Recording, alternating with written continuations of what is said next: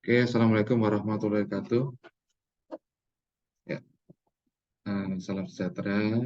Mudah-mudahan masih semangat semua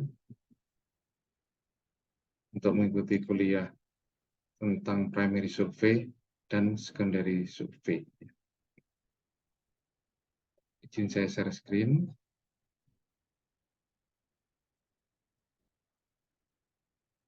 Ya, kelihatan jelas ya.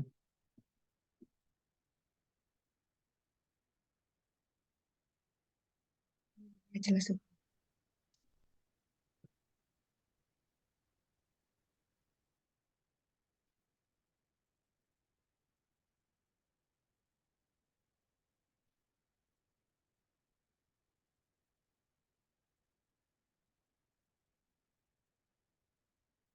Oke, saya ulangi ya. Assalamualaikum warahmatullahi wabarakatuh. Selamat malam, salam sejahtera semuanya. Kita akan di sini berdiskusi masalah tata laksana primary survey dan secondary survey di unit gawat darurat. Ini penting sekali pada putaran profesi Anda, karena Anda akan bekerja nanti ketika di unit gawat darurat, ketika intensif, Anda pasti akan memerlukan tata laksana ini. Sebelumnya akan saya sedikit menjelaskan bahwa kalian ketika putaran di anestesiologi, kalian akan mendapatkan beberapa mata kuliah yang menjadi mata kuliah wajib selama Anda profesi. Contohnya adalah di sini adalah anestesi. Ya. Ketika di preklinik Anda mendapatkan anestesiologi dan life support. Kalau di profesi Anda anestesi dan terapi intensif. Kemudian putaran yang akan Anda jalankan sekitar 4 minggu, yang sebelumnya mungkin sudah dijelaskan oleh PJP. Untuk rencana pembelajaran semester sendiri di bobotnya adalah 1,5 SKS capaian yang harus Anda capai selama nanti putaran di laboratorium anestesiologi. Mungkin sekilas sebagai berikut, yang intinya adalah capaian-capaian ini nanti akan kita evaluasi ketika Anda selesai putaran siklus.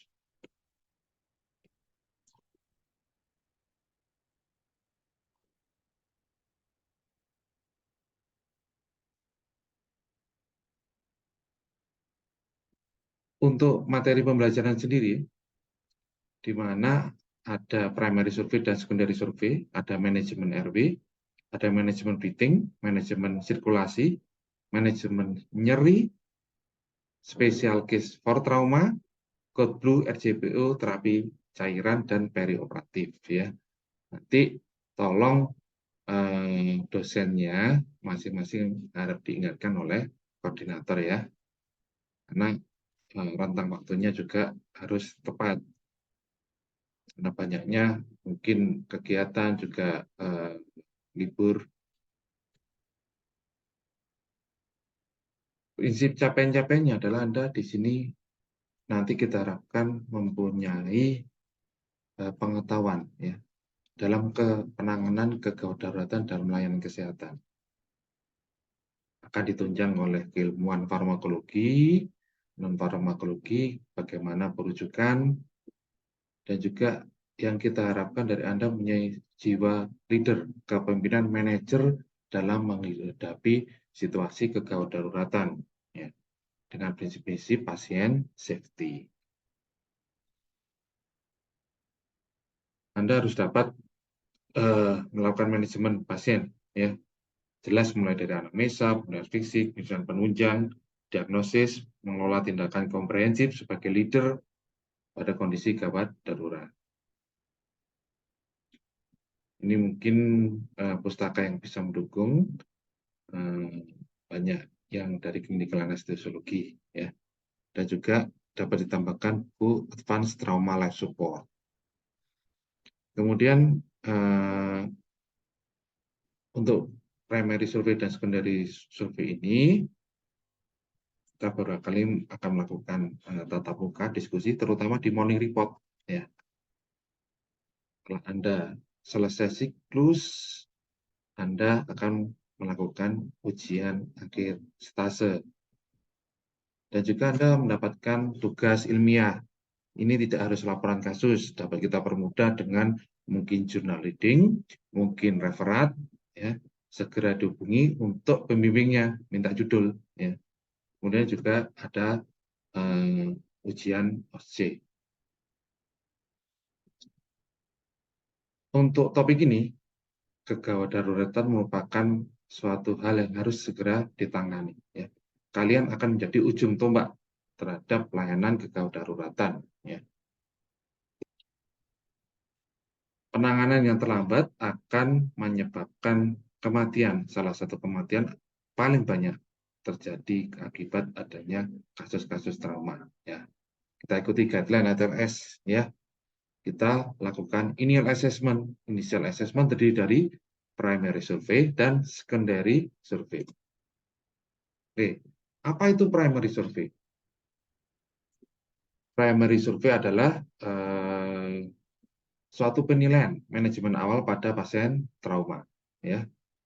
Primary survey dilakukan untuk mendeteksi, menangani ancaman kehidupan, sehingga apa yang menjadi kegawat daruratan itu segera terdeteksi.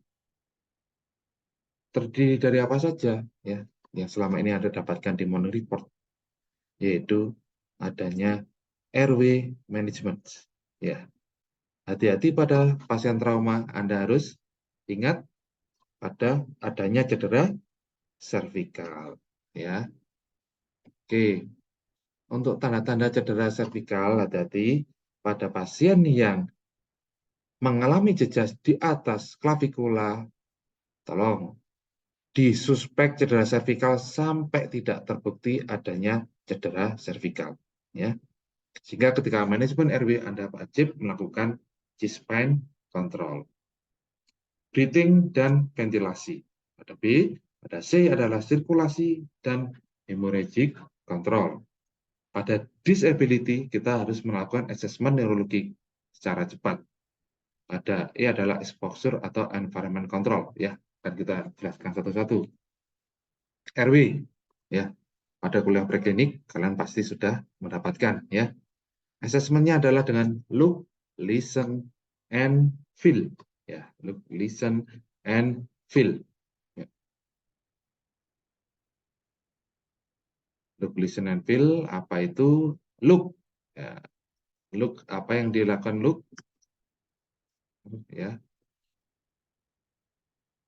kita harus melihat tanda-tanda potensi obstruksi airway dengan melihat pergerakan dari dinding dada. Ya, simetris adekuat berarti tidak ada obstruksi. Kalau ada pernapasan yang tidak adekuat, hati-hati tanda obstruksi. Apalagi sampai pasiennya distress napas atau hipoksia sudah tanda yang lambat. Look, lihat posisi cara memeriksa, ya, dengan melakukan look, listen, and feel, head tilt, chin lift, kemudian look, lihat pergerakan di dinding dada, listen, dengarkan suara nafas. Berarti ada suara nafas tambahan, tanda-tanda obstruksi parsial. Kemudian feel, rasakan hembusan hawa nafas. Ya. Kalau ada tanda-tanda obstruksi, langsung lakukan manuver. RW manuver. Ya. RW manuver kira-kira terdiri dari apa saja yang Anda ketahui dengan manual. Parani, manual, pakai tangan. Apa yang dilakukan kalau pasiennya obstruksi? Mungkin bisa finger sweep, dokter. Finger swab kalau ada corpus alveolum. Kalau tidak ada corpus alveolum, Bisa ya. head tilt, chin lift, atau jaw Oke, thrust. good, ya. Head tilt, chin lift, jaw thrust, ya, nanti akan kita bahas. Oke. Kalau dengan manual sudah tidak mampu, maka lakukan pemasangan alat bantu sampai definitif RW. Tapi ingat tetap lakukan G-spine control.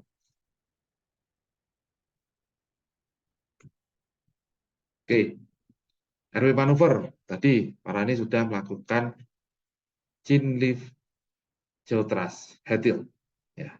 Triple manuver RW. Tapi hati-hati pada pasien cedera servikal ini merupakan kontraindikasi. Ya, kalau pada suspek cedera servikal, kalau secara manual dapat dilakukan apa, Enji? Manuvernya yang dipilih? Jaw thrust, dokter. Jaw thrust, good. Jaw thrust, ya. Ini adalah yang dipilih untuk cedera servikal. Tapi ya, RW manajemen dengan G-spine control. Lihat cara G-spine control. Ya, oke.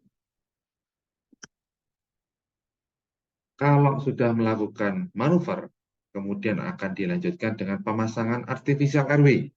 Ada nasofaringeal RW, ada orofaringeal RW. Ya.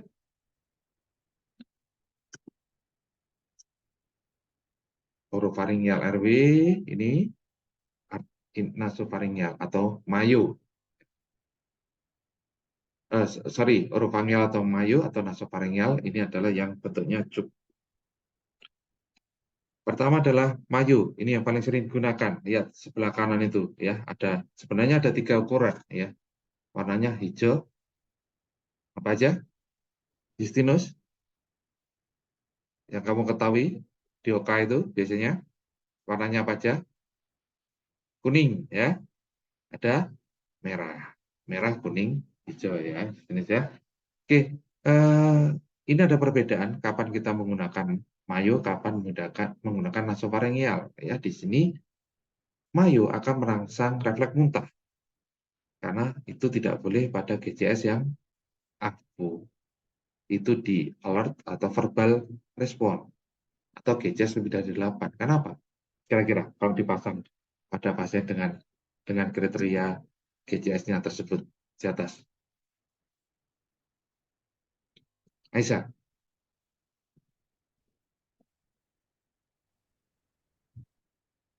Kalau bisa makin merangsang muntahnya, terus obstruksinya jadi makin parah, dokter. Jadi Oke, RW-nya tidak dapat terbantu. good. Ya, pasien bisa muntah, merangsang muntah akan jadi aspirasi ya, dan juga menambah peningkatan tekanan intrakranial ya. Di mana yang kita pilih cara tepat pada pasien. Oke. Pada nasofaringeal tidak boleh pada kasus faktor basis kranii ya tadi ya. Tanda-tanda faktor basis kranii, kira-kira Brenda didapatkan apa pada pasien?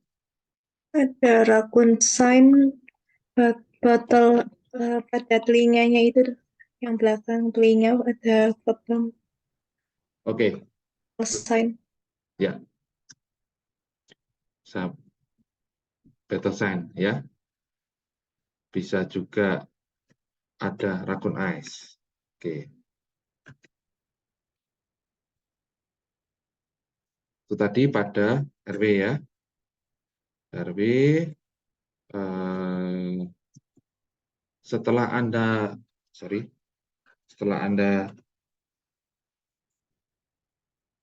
melakukan pemasangan, kemudian Anda bisa melakukan definitif RW dengan melakukan pemasangan orotracheal tube ya, nasotracheal tube secara intubasi teknik ya. Bahkan mungkin krikotiroidotomi. Kalau obstruksinya karena pendasing, terus dia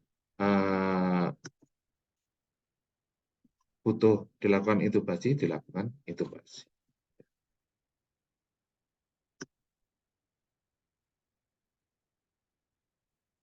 Kemudian kita beranjak pada breathing.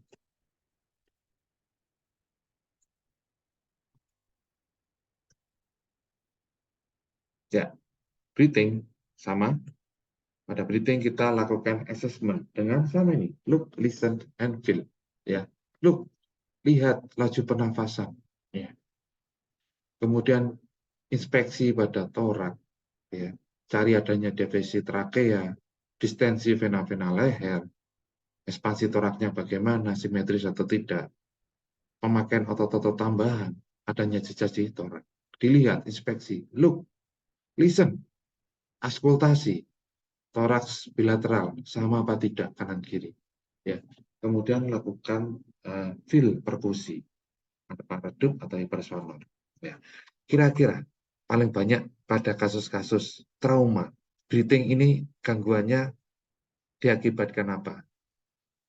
Kalau kita mengapa sih kita cari, kita lakukan inspeksi, ya, lihat simetris apa tidaknya, deviasi trakea, distensi vena leher. Apa Isa?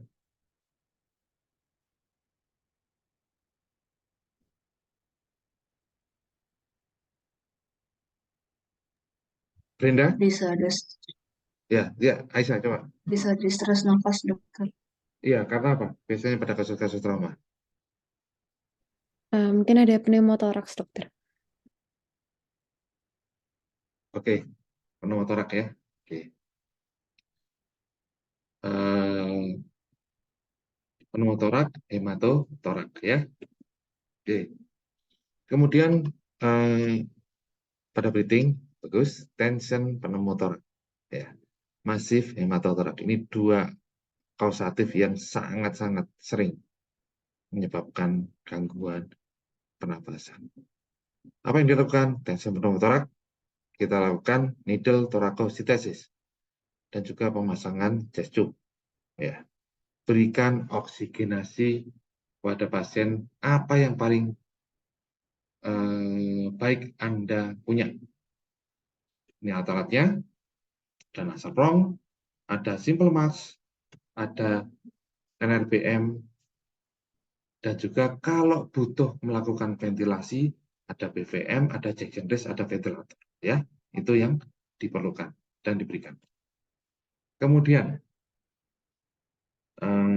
kita ke sirkulasi. Asesmennya, ya, pasiennya keadaan sadar, status hemodinamiknya seperti ini. Maka cek status hemodinamik, cari sumber pendaraan. Kalau tidak sadar, maka kita seperti melakukan RJBO, ya, pasien nggak sadar, raba arteri karotis. Kalau tidak teraba, kita lakukan RJBO. Pada kasus trauma, hati-hati sumber pendarahan yang masih berlangsung. Harus kita cari pada sirkulasi. Sirkulasi kita akan berbicara masalah shock. Pasiennya akan perfusinya akralnya pucat, dingin, basah, CRT lebih dari 2 detik, ya. Heart rate-nya di atas 100, systemic pressure-nya kurang dari 100 atau 90. Apa yang dilakukan? Hentikan perdarahan yang ada di pasien. Obat tekan. Kalau perlu, tindakan operasi. Shock position, jangan lupa. Ini adalah sesuatu yang sederhana tapi sangat membantu Anda. Dengan mudah sekali shock position dilakukan, membantu sirkulasi. 500 sampai 600 cc darah masuk ke sentral. Segera pasang double IV line, jika sulit akses bisa intraoseus. Ganti perkiraan cairan yang hilang dengan resusitasi kristaloid. Anda punya RL, berikan RL, punya PZ, berikan PZ. Ya, kalau bisa dihangatkan lebih dahulu. Mencegah hipotermia pada pasien.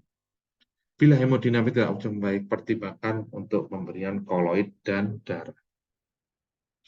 Pada gambar di samping kanan ini ada, kalau Anda meraba nadi pada arteri radialis, maka minimal sistoliknya adalah 80.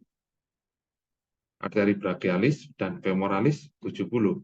Kalau cuma karotis yang teraba adalah 60. Ya, ini tanpa tensi Anda sudah bisa memperkirakan sistolik. Kemudian pada disability, kita melakukan asesmen kesadaran pasien. Kalau stabil kita pakai GCS. Ingat ya, stabil pakai GCS, tidak stabil pakai AFPU. Anda sudah tahu ya, AFPU itu apa, GCS itu apa. Setelah GCS, kita lakukan pemeriksaan pupil, deskripsikan diameter dan refleksnya. Ya, pupilnya refleks menurun sebelah mana, kemudian diameternya bagaimana, apakah terjadi miosis atau midriasis. Ini adalah khas tanda-tanda pupil dan deskripsinya, terutama pada kondisi injury pada kepala atau traumatic brain injury. Kita lihat tanda-tanda lateralisasi yang menunjukkan tempatnya injury pada brain. Sistem AVU, alert, verbal, pain, unresponsive. Jika pasien tidak stabil, cukup Anda melakukan assessment ini. Konfirmasinya apa? Kalau alert itu GCS 15, verbal 12-13, pain 56, unresponsive 3. GCS 4, 5, 6 kalau pasiennya sudah stabil. Anda bisa memeriksa GCS, sudah diajarkan. Bila pasien terjadi penurunan kesadaran, ini adalah kita lakukan evaluasi ini untuk mencegah secondary brain injury. Ya, ini adalah protokol GOSCAP untuk traumatic brain injury. Ini adalah target-target yang harus kita kontrol nanti setelah pasien dilakukan resusitasi. Pada exposure, kita akan mengevaluasi secara menyeluruh. Pitfall pada kasus-kasus kedaruratan adalah kejadian hipotermia. Ya. Hipotermia ini akan memperburuk kondisi dari pasien. Maka kita lakukan apa? Berikan selimut, berikan cairan yang hangat, ya. Bahkan kalau perlu diberikan blanket penghangat. Oke.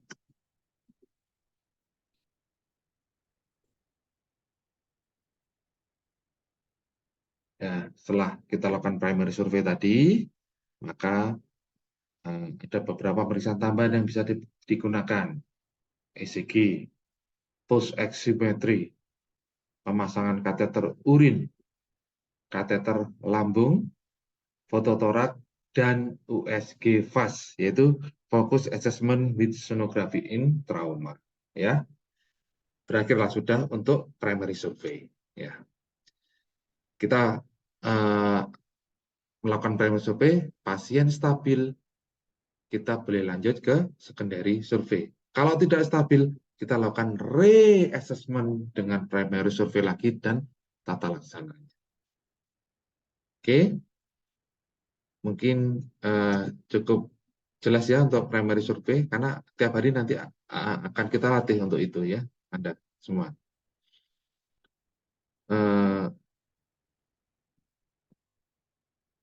Astika, kalau setelah primary survey, pasien kita periksa untuk keseluruhan, kita lakukan teknik apa ya? Lock roll. Sudah pernah melakukan teknik lock roll pada pasien, Astika? Belum, dokter. Ya.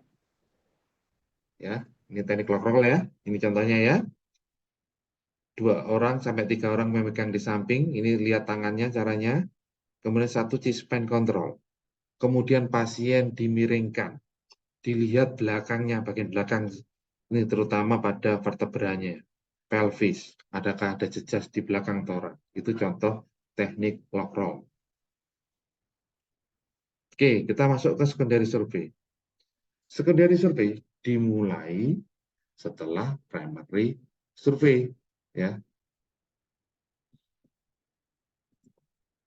Pasien menunjukkan tanda-tanda vital yang stabil, maka kita boleh melakukan secondary survey. Diperiksa head to toe, ya, dari ujung kepala sampai ujung kaki. Pada secondary survey, kita melakukan anamnesa dulu.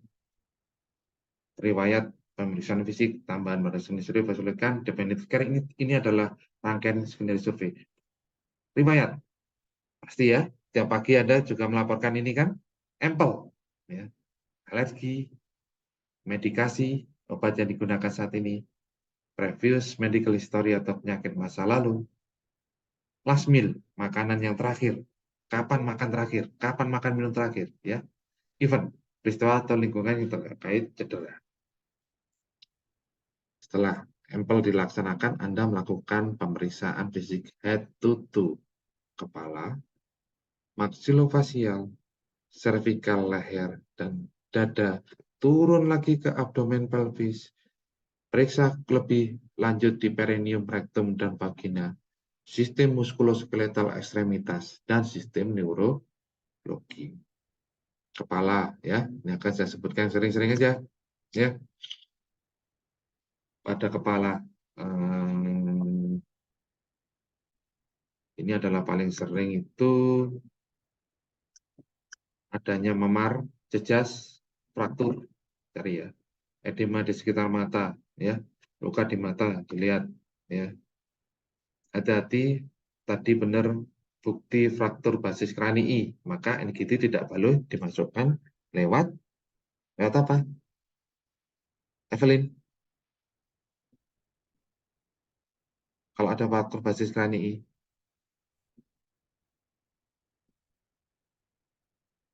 Tidak boleh melalui nasal, dokter. oke, good. Melalui nasal nggak boleh, ya, karena bisa false root masuk ke intrakranial. Oke, good. Pada maksilofacial, kalian palpasi, ya, pada maksilofacial biasanya adanya cedera, jejas, kemudian fraktur, ya.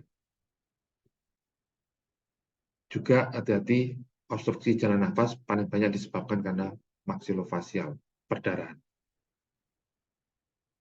Servikal dan leher. Gerakan servikal harus kalian batasi pada pemeriksaan pasien. Asumsikan cedera tulang servikal sampai tidak terbukti adanya cedera, ya. Kemudian lanjut kita pada toraks. Evaluasi dada anteroposterior, ya. Terutama ada patah di tulang rusuk dan tulang dada, ya. Kalian bisa melihat di situ nanti adanya gerakan pola nafas yang abnormal, terutama pada daerah pada tulang koste, ya, floating, ya. Atau di situ adanya trauma tembus, ya, nanti yang berhubungan dengan pneumotoraks. Abdomen pelvis, lihat pelvisnya ada hematom apa tidak ada pada pelvis, esimosis, ya. Di atas iliac wing itu bisa terjadi esimosis.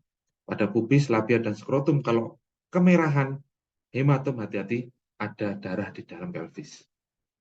Ya, abdomennya dipalpasi, kalau terjadi distensi, hati-hati, bisa terjadi internal bleeding. Demikian perineum, rektum, dan vagina, ya, yang kadang-kadang kita lupakan, tidak kita lihat. Rektum bisa dilihat dengan sphinkternya, fungsinya bagaimana. Kemudian hati-hati pada cedera pada pasien yang hamil, ya. Dalam pemeriksaan obstetri harus dilakukan secara lengkap. Sistem muskuloskeletal, ya. Ini paling gampang karena di ekstremitas paling kelihatan, ya, dipalpasi adanya deformitas, tenderness, dan sebagainya. Sistem neurologik, ekstremitas ini penting, adanya kelumpuhan apa tidak di ekstremitas, ya, kelemahan tingkat kesadaran, ya, karena menunjukkan adanya cedera servikal atau cedera pada kepala. Setelah secondary survey dilakukan, maka Anda dapat memberikan tambahan pemeriksaan. Biasanya pasien kita bawa ke radiologi, lakukan CT scan, kemudian bisa dilakukan juga foto ronsen, cervical, thorax, pelvis atau tulang-tulang panjang, bahkan bisa kita lakukan urografi dengan kontras atau tidak dan USG. Oke, kita harus melakukan evaluasi terus-menerus pada pasien jika ada perburukan. Ya, berarti ada yang kelewatan yang harus kita tangani segera. Ya, jangan lupa, pain adalah juga hal penting. Maka kita harus memberikan analgesik pada pasien-pasien trauma. Definitive care dilakukan jika pasien dievaluasi dan sudah dilakukan resusitasi, pasiennya stabil, kita lakukan definitive care. Ya. Berikan konsultasi dan rujukan kepada pasien mau discharge kemana. Ya. Bedah, neurologi, penyakit dalam, itu nanti adalah tugas Anda. Oke, yang terakhir kesimpulan, primary surgery merupakan langkah awal untuk mengidentifikasi masalah yang timbul pada pasien trauma. Ya, A, B, C, D, E tadi. Kalau secondary survei adalah pemeriksaan lengkap head to toe kalau pasien tersebut sudah stabil. Oke, mungkin ada pertanyaan dari kalian, saya persilakan.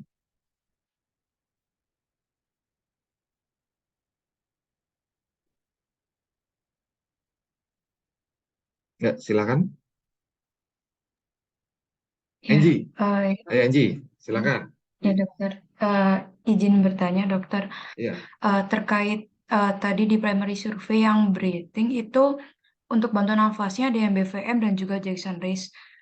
Itu perbedaannya apa ya nggak dok? Dan juga digunakan pada pasien apa saja? Karena dari BVM dan juga Jackson Race sama-sama 10 LPM.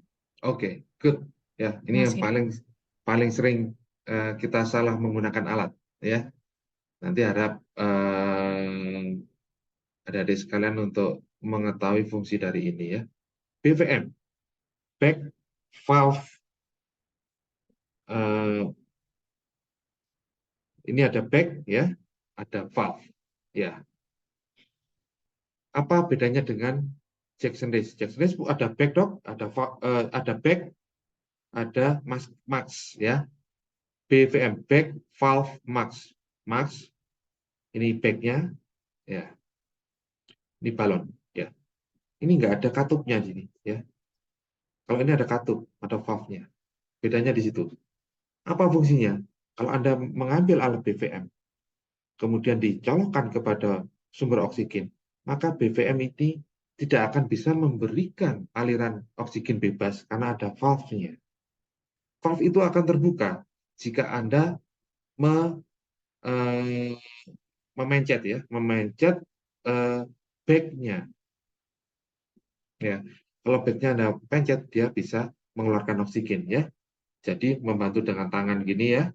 Ya, kalau Anda tidak melakukan ventilasi, maka aliran oksigen bebasnya tidak akan keluar karena ada valve. Jadi ini harus aktif untuk memberikan ventilasi. Kalau pasiennya spontan, nggak bisa Anda sungguh pakai ini, ya. Kecekik kalau nggak dilakukan ventilasi, ya. Kenapa? Ini ada valve-nya, ya. Valve-nya ini gunanya itu untuk mengalirkan oksigen, ya. Dengan mengalirkan oksigen, membuka valve-nya ini harus ditekan. Kayak dipompa gini, ya. Kalau Anda tidak memompa, maka tidak ada oksigen masuk ke pasien. Ya. Kalau pasien napas spontan, kalian sungguh pakai ini, ya, itu mempercepat pasien, ya. Jadi harus tahu fungsinya. Dok, kalau saya ingin memberikan udara bebas, oksigen bebas lewat belakangnya ini, copotlah balonnya, maka diberikan lewat ini akan bebas karena masuk ke belakang di back-nya, kemudian keluar di sini. Copot di sini, ini udara bebas 100%. Oksigen bebas, ya. Kalau Jackson Race, ini paling sering digunakan di anestesi. Ini nggak ada valve-nya. Jadi kalau ada oksigen masuk, maka langsung masuk ke masker, ke sungkup ke pasien. Ya. Kalau pasiennya bernafas spontan, oke, akan bisa nafas spontan. Kalau ini nggak bisa, ya. Jackson Race, kalau dok saya memberikan ventilasi, lakukan ventilasi karena di sini ada back-nya. Dia akan mendorong tanpa adanya valve di sini. Ya. Tuh. Jadi bedanya di situ, ya, Angie, ya. Jangan pasien yang nafas spontan masih sama spontan di nafas disungkup pakai ini tanpa dibantu dengan memompa, ya. Kalau nafas spontan masih bisa berikan oksigen 100% pakai Jackson Race. Oke, jelas ya, Angie, ya. Jelas dokter. Terima kasih dokter. Ya, mungkin satu lagi pertanyaan.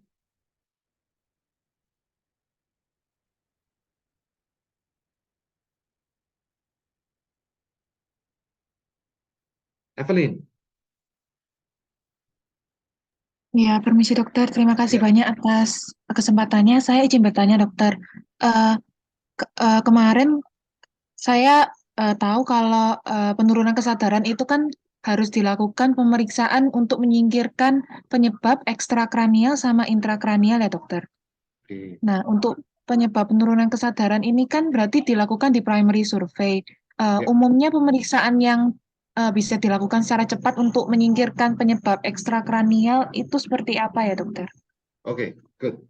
Terima kasih banyak, dokter. Kalau kita berbicara masalah disability, kita berbicara masalah intrakranial dan ekstrakranial. Ya, intrakranial kita periksa pakai APU, GJS. Ya, ekstrakranial bagaimana, dok? Kalau kita pengen tahu kira-kira apa sih penyebab ekstrakranial? Oke. Penyebab paling banyak ekstrakranial yang terjadi pada pasien trauma adalah shock. Ya, kalau pasien shock itu adalah dia hipoperfusi. Apa yang hipoperfusi? Perfusi pada sentral, pada otaknya, sehingga dia bisa terjadi penurunan kesadaran. Ya, maka shocknya dulu ditangani. Ya, makanya sirkulasi mindsetnya di depan. Ya, paling banyak. Apalagi selain shock adalah hipoksia. Hipoksia adalah pada breathing dan airway. Tangani, open the airway, beri bantuan nafas, beri oksigen, tata laksa, tangani shocknya, baru disability-nya kemungkinan penyebabnya intrakranial kalau masih jelek. Ya. Oke, jadi intinya adalah ekstrakranial dulu kita tangani di sini ya, untuk mendukung bahwa menyingkirkan ekstrakranialnya sudah kita tangani, baru disability-nya mungkin murni dari intrakranial kalau GJS-nya tidak ada peningkatan. Ya, itu Evelyn ya. Terima kasih banyak, dokter. Oke, mungkin cukup pertemuan kita kali ini. Ya, ini akan menjadi sangu kalian untuk melakukan tata laksana pasien-pasien di gawat daruratan. Saya akhiri. Ya, Assalamualaikum warahmatullahi wabarakatuh. Terima kasih ya. Selamat istirahat semua. Terima Waalaikumsalam. kasih, dokter. Terima kasih, Oke. dokter. Terima kasih banyak, Permisi, dokter. Ya, good.